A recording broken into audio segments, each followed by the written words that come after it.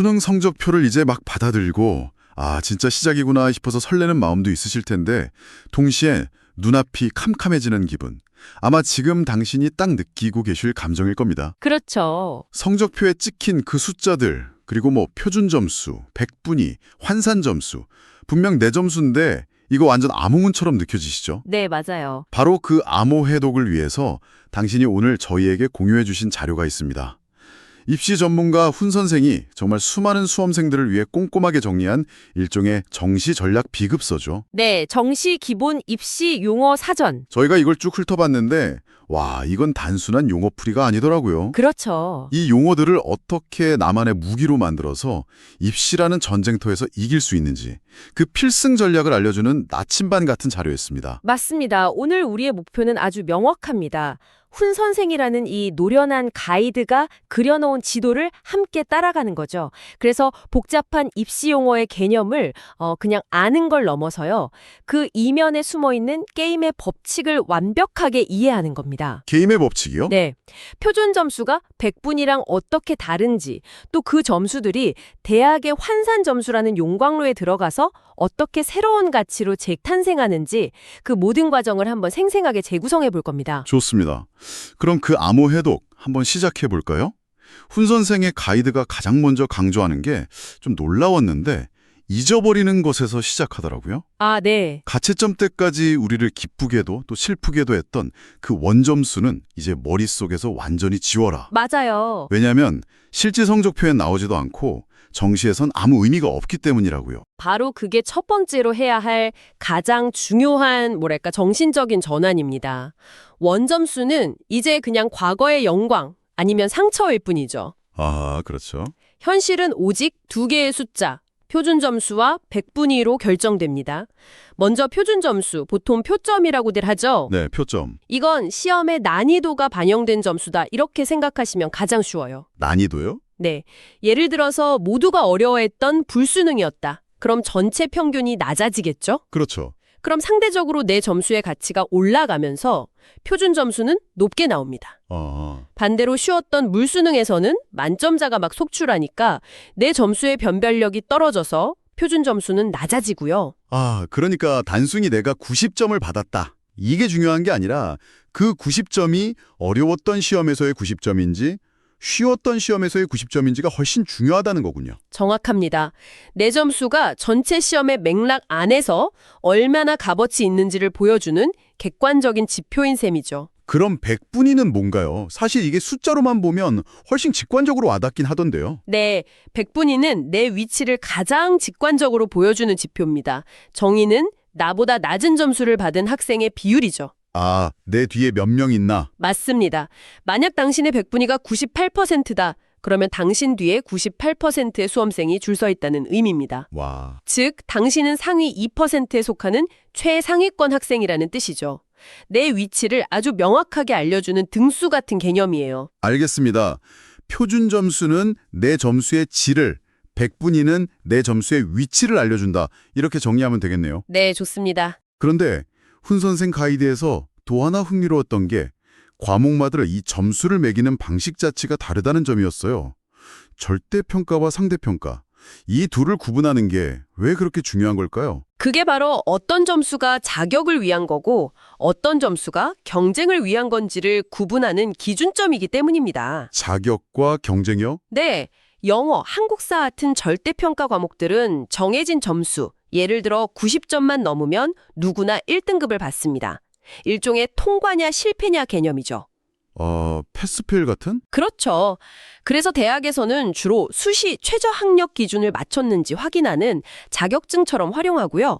하지만 진짜 승부는 국어, 수학, 탐구 같은 상대평가 과목에서 갈립니다. 이 과목들은 전체 응시자 중에 상위 4% 안에 들어야만 1등급을 받을 수 있는 아주 치열한 서바이벌 게임의 결과물이거든요. 그리고 바로 이 상대평가 점수들이 우리가 장시 후에 이야기할 대학별 환산 점수를 만드는 핵심 재료가 되는 겁니다. 당락을 결정하는 진짜 총알인 셈이네요. 바로 그겁니다. 바로 그 지섭입니다. 똑같은 총알을 가지고 있어도 어느 관역을 쏘느냐에 따라 명중률이 달라진다. 이게 훈 선생 가이드의 핵심 중 하나였어요. 맞아요. 정시 지원에서 딱 하나의 점수만 봐야 한다면 주제없이 대학별 환산 점수를 확인해라. 이건 대체 뭔가요? 대학별 환산 점수는 말 그대로요. 대학이 당신의 성적표를 자신들만의 기준으로 재해석해서 만든 최종 점수입니다. 재해석이요? 네. 대학마다 우리는 이런 학생을 원한다는 선언과도 같죠. 이 점수를 만드는 핵심적인 장치가 두 가지가 있습니다. 첫 번째가 바로 가중치입니다. 가중치. 예를 들어 어떤 공과대학은 우리 학과는 미래공학도에게 수학과 과학이 가장 중요해 라고 생각해서 수학과 탐구 영역에 40%씩 높은 가중치를 부여할 수 있어요. 와, 40%나요? 그렇죠. 반면 상경계열 학과는 수학이랑 영어에 더 높은 가중치를 둘 수 있고요. 만약 당신이 다른 과목은 평범한데 유독 수학을 압도적으로 잘 봤다. 그러면 수학 가중치가 높은 대학에 지원하는 순간 당신의 점수는 그야말로 날개를 달게 되는 거죠. 와, 그러니까 이건 단순히 내 점수가 몇 점이냐의 문제가 아니라 내 점수의 강점이랑 대학이 원하는 인재상이 얼마나 잘 맞아떨어지냐. 일종의 궁합 문제군요. 정확합니다. 궁합이죠. 정말 흥미로운데요. 그런데 여기서 궁금한 게 생깁니다. 탐구 과목은 워낙 선택지가 많잖아요. 물리, 화학, 생명과학. 네, 그렇죠. 과목마다 난이도가 달라서 똑같이 만점을 받아도 표준 점수가 다르게 나오는 선택 과목 유불리. 이게 항상 논란이 되는데 이건 어떻게 해결하나요? 정말 예리한 질문입니다. 바로 그 불공평함을 해소하기 위해 상위권 대학들이 쓰는 두 번째 장치가 변환 표준 점수, 줄여서 변표입니다. 변표. 훈 선생이 이 부분을 공정성 확보를 위한 대학의 지혜라고 표현한 게 참 인상 깊었어요. 아, 대학의 지혜? 네, 이게 좀 복잡하게 들릴 수 있지만 원리는 간단합니다. 어떤 탐구 과목을 선택했든 백분위가 같다면 최종 점수에서는 큰 차이가 없도록 대학이 자체적으로 점수 변원표를 만드는 거예요. 아, 예를 들어 아주 어려웠던 과목에서 받은 백분위 99%랑 비교적 쉬웠던 과목에서 받은 백분위 99%의 가치를 거의 똑같이 보정해 주는 거죠. 당신이 어떤 과목을 선택했다는 이유만으로 억울한 일을 당하지 않게 하려는 최소한의 안전장치다. 이렇게 이해하면 되겠네요. 맞습니다. 알겠습니다. 그러니까 대학은 가중치라는 확성기로 자신들이 원하는 능력을 강조하고 변환 표준 점수라는 저울로 과목 간의 균형을 맞춘다. 자, 그럼 이제 내 점수의 가치도 알았고 대학이 내 점수를 어떻게 평가하는지도 이해했습니다. 이제 가장 중요한 질문이 남았죠? 이 거대한 입시 시장에서 내 위치는 정확히 어디쯤일까? 이 질문에 대한 답을 주는 단 하나의 지표. 훈 선생이 입이 닳도록 강조하는 게 바로 누적 백분위, 즉 누백입니다. 누백. 많은 학생들이 그냥 과목별 백분위를 단순 평균 내서 내 평균 백분위는 95%니까 상위 5% 정도구나 이렇게 막연하게 생각하는 경향이 있거든요. 네, 저라도 그럴 것 같아요. 근데 이건 굉장히 위험한 착각입니다. 아, 그래요? 누적 백분위는 그런 단순 평균이 아니에요. 당신이 속한 계열, 즉 인문계면 인문계 전체, 자연계면 자연계 전체 응시자들을 한 줄로 쫙 세웠을 때 당신이 정확히 상위 몇 %에 위치하는지를 보여주는 가장 정확한 전국 등수좌표입니다. 아, 그러니까 과목별 성적을 다 합산해서 만들어진 일종의 전국 통합 등수 같은 개념이군요. 정확합니다. 가이드에 나온 예시처럼 당신의 누백이 1.5%로 나왔다? 그건 당신이 지원하는 계열의 전체 수험생 1000명 중에 15등 안에 든다는 명확한 의미입니다. 와, 15등. 네, 이 숫자가 바로 당신의 지원 전략을 세우는 모든 것의 출발점이 되어야 합니다. 구려나가야 할까요? 훈 선생은 정시 지원의 가장 기본적인 게임 규칙으로 모집군을 설명합니다. 가군, 나군, 다군. 마치 군대를 편성하는 것 같은데요. 일종의 부대 편성이 맞습니다. 정시에서는 총 3번의 지원 기회가 주어지는데요. 네. 아무 대학이나 3개를 마음대로 쓸 수 있는 게 아니에요. 전국의 모든 대학이 가, 나, 다 라는 3개의 그룹, 즉 군으로 나뉘어 있고 당신은 각 군에서 딱 한 곳씩만 지원할 수 있습니다. 아, 군별로 하나씩만. 네, 그래서 대부분의 수험생들은 이 3장의 카드를 가지고 일종의 포트폴리오를 구성하죠. 포트폴리오요? 예를 들어 가군에는 꼭 합격해야 하는 안정적인 대학을 지원하고 나군에는 내 누백에 가장 잘 맞는 소신 지원을 하고 다군에는 혹시 모를 행운을 기대하면서 과감하게 상향 지원을 하는 식이죠. 와, 이거 위험을 분산하는 일종의 투자 전략 같네요. 비슷합니다. 이 3개의 군을 어떻게 조합하느냐가 합격의 당락을 가르는 핵심 전략이 됩니다. 이런 전략을 세울 때 맨 땅에 헤딩할 수는 없겠죠. 훈 선생 가이드에서는 배치표나 모의 지원 같은 도구들을 적극적으로 활용하라고 조언하더라고요. 네, 그렇죠. 특히 모의 지원 서비스에 대한 훈 선생이 인용한 한 선배의 조언은 거의 스릴러 영화 같았어요. 진짜 승부는 마감 직전에 결정된다고요. 그 부분이 정말 현실적인 조언이죠. 모의 지원은 온라인으로 미리 원서를 내보고 다른 지원자들과 내 성적을 비교해서 합격 가능성을 예측해보는 서비스잖아요. 네. 그런데 원서 접수 초반에는 데이터가 별로 의미가 없습니다. 왜냐하면 자신의 성적과 상관없이 그냥 한번 넣어보는 허수 지원자들이 너무 많기 때문이죠. 찔러보는 사람들. 맞아요. 하지만 마감일이 다가올수록 특히 마감 몇 시간 전이 되면 이 허수들이 썰물처럼 쫙 빠져나갑니다. 그리고 정말로 그 학과에 지원할 의사가 있는 진짜 경쟁자들만 남게 되죠. 와. 그때부터 합격 예측 순위가 정말 미친 듯이 요동치기 시작하는 겁니다.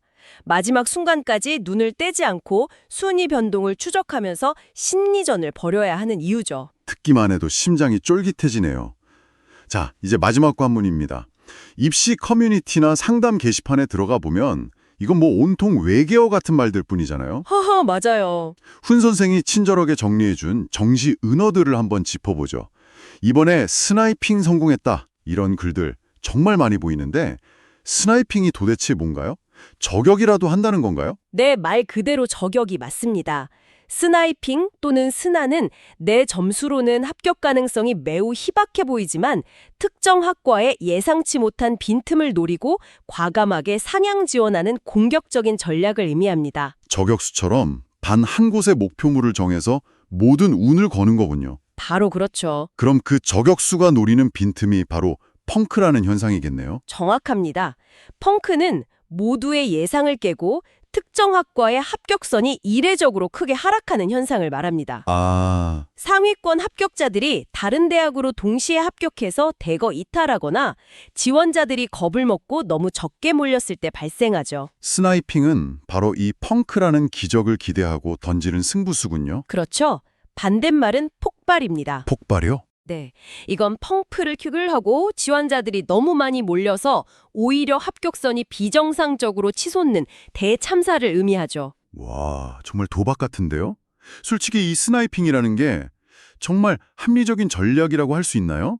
아니면 그냥 요행을 벌하는 사람들이 만들어낸 신화 같은 건가요? 아주 좋은 질문입니다. 물론 운의 요소가 크게 작용하지만 성공적인 스나이핑은 단순한 도박이 아니라 치밀한 데이터 분석의 결과물인 경우가 많습니다. 그래요? 네, 지난 몇 년간의 입시 결과, 올해의 경쟁률 추이, 모의 지원자들의 이동 패턴 이런 걸 모두 분석해서 펑크가 날 가능성이 가장 높은 곳을 예측하는 고도의 수싸움이죠.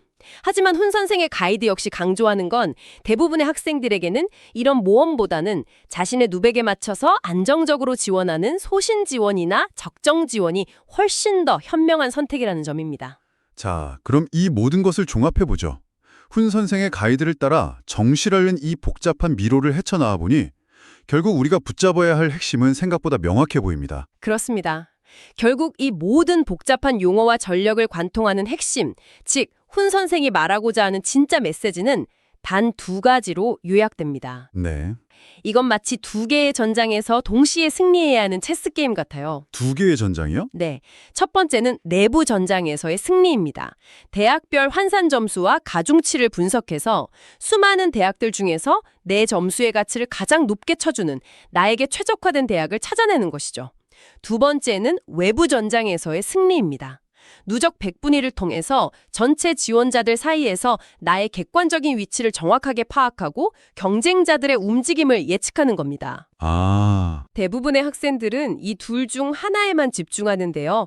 훈 선생의 진짜 가르침은 이 두 전장에서 모두 승리해야만 최종 합격이라는 목표를 달성할 수 있다는 겁니다. 오늘 우리는 훈 선생의 가이드를 통해 정시라는 게임의 규칙을 완벽하게 이해했습니다. 단순히 점수에 맞춰 대학에 가는 게 아니라 주어진 패를 가지고 최상의 결과를 만들어내는 전략을 배운 셈이죠. 그렇죠. 그렇다면 여기서 마지막으로 이런 질문을 던져보고 싶습니다. 이 게임의 규칙을 이해했다는 건 어쩌면 이 규칙을 역으로 이용할 수도 있다는 뜻 아닐까요? 단순히 남들이 다 아는 인기학과나 이름값 높은 대학을 쫓는 걸 넘어서 이 복잡한 환산 점수 시스템의 허점을 파고들어 당신만의 시장 비효율성을 찾아내는 겁니다. 즉, 학과의 잠재력이나 교육의 질은 매우 높은데 특정 점수 조합을 가진 학생들에게 불리한 가중치 때문에 경쟁률이 낮게 형성된 숨은 보석 같은 곳 말이죠. 당신의 그 독특한 성적 조합이 바로 그곳의 문을 열 수 있는 유일한 마스터키가 될 수는 없을까요?